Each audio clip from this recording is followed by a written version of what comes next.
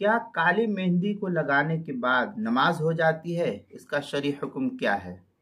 चुनांचे फतावा दारुल देवबंद वगैरह में इस सिलसिले में एक फतवा नकल किया है, जिसका फतवा नंबर है सवाल नंबर 15,015 9325। जवाब नंबर है 15,9325। लिखते हैं वहाँ के मुफ्तियान किराम, सर या दाढ़ी के बालों में गिरनर या पता नहीं क्या लफ्ज़ है, ये क्या होता है, ये असल में मैं जानता नहीं हूँ। उर्दू में अल्फाज ये लिखा हुआ है, ये गिरेनर या खैर जो भी अल्फाज होगा आप उसको देख ले, उसके बाद ही जो है इसको पढ़े। मेरे समझ में नहीं आ रहा है कि अल्फाज क्या है ये।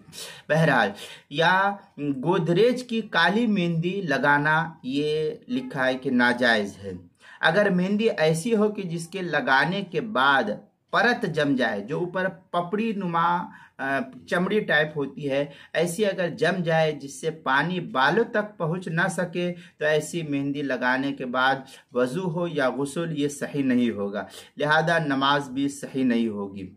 फिर ये कि जब गुस्ल में भी यही मसला आएगा कि जब आप लगाए हो तो आपका गुस्ल भी नहीं होगा, इसलिए ऐसी मेहंदी का लगाना ये जायज़ नहीं है।